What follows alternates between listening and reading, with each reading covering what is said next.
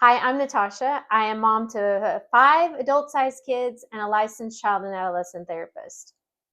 In my past videos, I have shared about the skill of reflecting your child's feelings, what that looks like, and how to do it. Today in this video, I want to talk about the benefits of doing this practice, the benefits to you and your child for reflecting their feelings, and how this can improve your family life. The first benefit to reflecting your child's feelings is your child starts to have words. They start to have vocabulary for the things that they feel in their body when certain things happen. I'll give you one example of what I see often in my play therapy practice. Kids will come in here and they'll get really frustrated because something doesn't work out.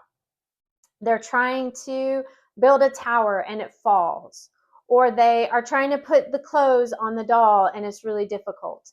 In those moments, I reflect what I believe the child is feeling. I let them know that's frustrating. You look frustrated. That's really hard. You wish that would go faster. You wish this wasn't so challenging. I reflect the child's feelings in those moments in the play therapy session. This happens repeatedly throughout our time together, and the next time I meet with parents, I often hear parents say, "My child started talking to me. They started telling me when they were mad." They report back that their kid has started to use words for their things that they're feeling instead of throwing things or hitting somebody or throwing a big tantrum. To me, I see this as a huge improvement and a huge growth and progress for that child and for that family.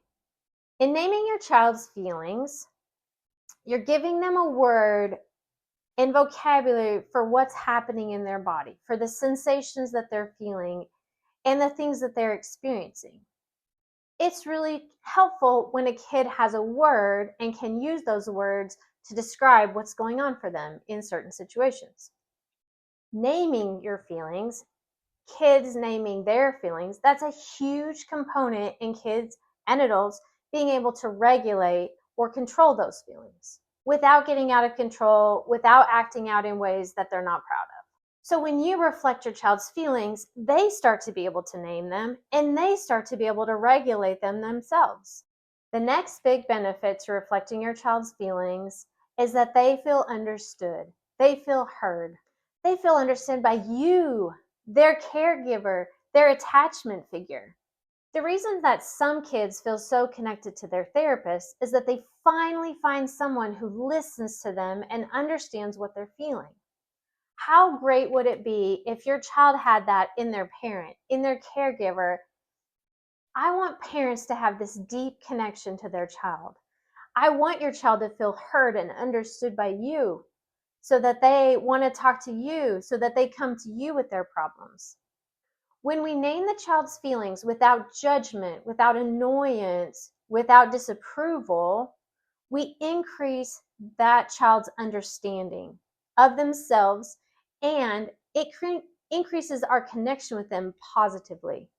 They know that we get them, we understand them, and they trust us more, and they want to come to us more.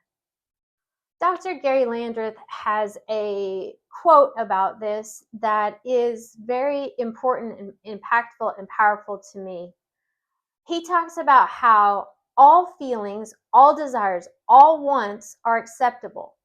Some behaviors are not acceptable, but the child's desires, their feelings, their wants, that's all acceptable. When you as a parent can accept your child's desires, their feelings, their wants, sometimes we can't let them continue to engage in the behavior, or sometimes we can't give them what they want, but we don't give them disapproval. We don't judge them. We don't get mad at them for having these things because these are all okay. This is all normal, part of who we are as humans. We have needs and we have wants. In summary, I want to review the benefits to naming and reflecting your child's feelings. The first benefit to naming and reflecting your child's feelings is that they start to have vocabulary. They start to have words for what they're feeling, which in turn allows them to more easily regulate what they're feeling. And they can express it to you and you can help them.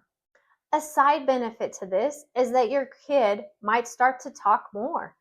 I can't tell you how many times I have parents that come into my office and they wish their kid would talk about it. They wish that their kid could tell them what they're feeling, what they're experiencing.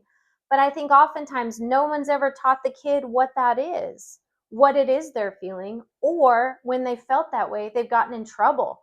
They've gotten yelled at or put in timeout or some kind of punishment for feeling the way that they felt.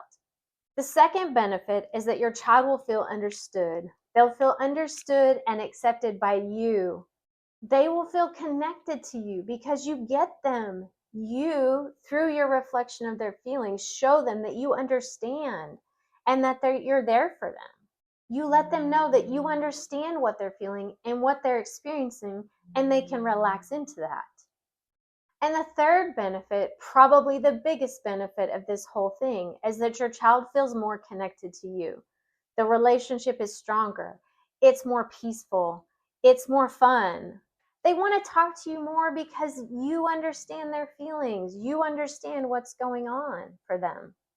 You reflect their feelings without judgment, without shame, without punishment, and that connection grows. The connection between caregiver, parent, and child grows. Like anything, it takes time to change patterns. This isn't going to be a skill that feels natural right away. It's going to take some practice for you to get good at it, to where it feels normal, to where it feels natural, because you're changing from what you were doing to something new, and that takes time. The same is true for your child. This might not fix all of the tantrums right away. You might have to give it some time and keep practicing it and keep teaching them vocabulary for the things that they're feeling as you reflect feelings in different situations. When they're excited, when they're sad, when they're angry, when they're frustrated. But be patient with yourself. Keep trying, be patient with your child. Things will get better, and this is a great skill to build connection with your kids and in your family. Thanks for watching.